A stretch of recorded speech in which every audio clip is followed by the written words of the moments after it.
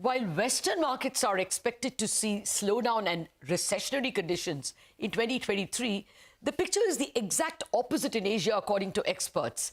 I have a bunch of experts to tell me how they see 2023 for Asia, India and the world.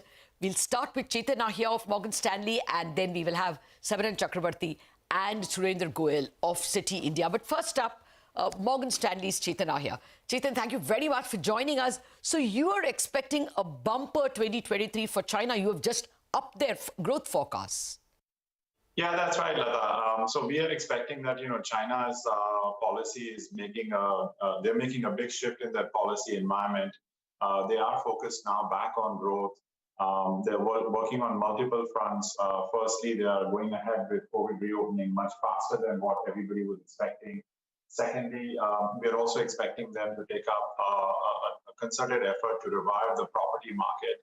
And thirdly, there were concerns on the private sector sentiment because of the regulatory environment, which was kind of going against them. The government is now taking an effort to revive the private sector confidence and have slowed down that effort on regulatory tightening, particularly for the tech sector. So all in all, we expect China's GDP growth to be at 5.4% in 2023. So that will be a significant driver to region's growth next year. Now, how does this impact India, Chetan? Does it mean another engine of growth in Asia and therefore positive? Or can it be a bit of a drag in the sense investors could move out of India into China? The wealth effect that we have in India could decline. How should we interpret it? So I think from a macro perspective, this should be good for India because, generally what we have been highlighting is that for dollar to peak out, which it has already, you need two things. One is that the Fed rate hike expectation should peak, which has happened. And second is you want growth differentials between Asia and US to move back into Asia's favor. And with China's recovery, that will be actually further cemented. India and rest of the region were doing well, but China was a drag. And to the extent to which China comes back, that growth differentials will be attracting more capital flows in the region. And we already see the evidence of that happening. And just from the equity market inflows perspective, if you just look at 2022, because you had outflows in China, it didn't mean that there were inflows in India. They were selling in India too. So I think it's the overall emerging market sentiment that improves if China comes back, and then India benefits on account. Well, actually, I noticed, I mean, this is not your area, but you have mentioned it in your report, that you would go long CNH INR. That is, the Indian rupee will depreciate vis-a-vis the Chinese yuan. That's right. Will not that have some positive ramifications for Indian current account deficit? Well, I think, this is more really a bullish call on CNH to the extent to which that China's growth will come back.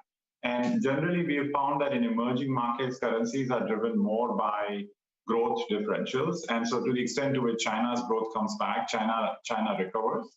And we also in the report have mentioned that when China recovers, you will see some upside to oil prices. And so to that extent, our strategist has been favoring CNH relative to INR. Okay, got that. Now, you mentioned some risks, and that keeps coming back to me. Geopolitically, China has not been the most favored spot. People do want to hedge their bets. The China +1 is very much there. Would you say that there can be some big risks to Chinese growth trajectory from various things, including geopolitics? So that's right, Lata. So we have been, as a team, talking about this emergence of a multipolar world. And that is driving the geopolitical tensions. And those are likely to remain. But the bigger driver or bigger problem for China for growth in the last 12 months had been their approach to COVID, the zero COVID policy approach, which meant they were continuously locking down, particularly from March, April, when Omicron hit the world. And at the same time, they had been tightening on the property market and taking up the regulatory tightening. So those are the three reasons why growth was weak. And right now, as I mentioned at the start, those are the three reasons why we see now actually growth coming back. So yes, geopolitics will be a concern, but the other three factors are more important when you're thinking about the actual numbers. Yeah, I mean, I would assume that people don't want to upset the apple cart at this juncture, but you never know. Chetan, there's one more element, obviously, on which not many research reports are written because it's recent. Do you think the BOJ raising its rates, so to speak, raising the cap on rates, can be an added factor that may be negative for Asia in any way? Well, we don't think so. Look, I mean, we've seen one round of impact yesterday of that change in BOJ's policy. And fundamentally, look, they haven't yet achieved their objectives that they had set themselves out for, which is to achieve 2% inflation sustainably. At the same time, if you look at the inflation rise or trend as of now, like for rest of Asia, even for Japan, a rise in core inflation, which has picked up to 1.5%, has been largely driven by cost push factors. Their GDP is about 1.9% below pre-COVID levels. So clearly this pickup in core inflation, which is again still below 2%, is also driven by cost push factors. Demand is not that strong. So we don't think that Japan is likely to take up a series of tightening moves that would then be a problem for Asia or even for global markets, bringing in a huge amount of volatility. Okay, so probably it's one and done. Chetan, to come back to the point you made about oil prices, your report on China is reasonably bullish. After all, you all have raised your forecast from 5 to 5.4. Will this be bullish for all commodities? So we distinguish in the commodity space between oil and non-oil commodities. So oil, definitely China has seen an impact of about 1 million barrels per day because of its growth slowdown and lockdowns, and that will come back. So our oil strategist is expecting that oil prices will get a $10 odd upside. Because of China's recovery that will come through from second quarter of next year. But for non-oil commodities, you need to get that infrastructure plus property sector investment to come back. And the numbers on that is that we're expecting the real estate plus infrastructure investment on a real basis to just rise to a modest 2% growth in 2023. Versus about 1% in 2021. So it's not a whole lot. It will feel more or less similar to where we were in 2022 when I mentioned 1%, that was 2022. So it's going to be a modest rise next year in real estate infrastructure. And that's going to hold back the demand for non-oil commodities from China. No, this becomes very important for India, isn't it? Because we are a big importer of crude. Now, therefore, I wanted your view on the Reserve Bank.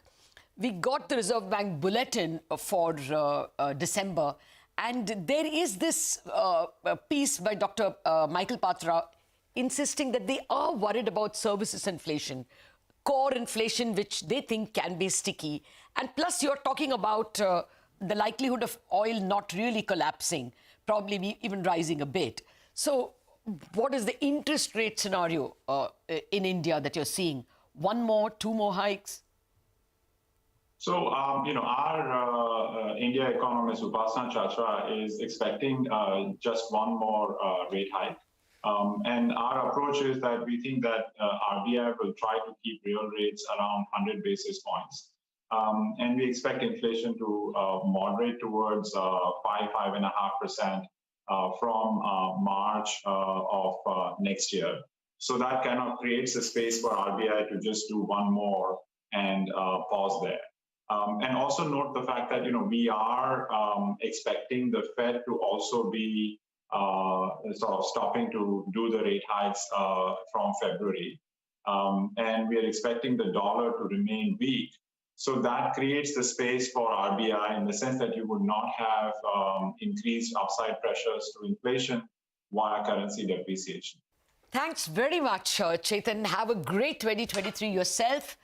And now, after the break, the Brains Trust of City India will be with us to share their 2023 outlook.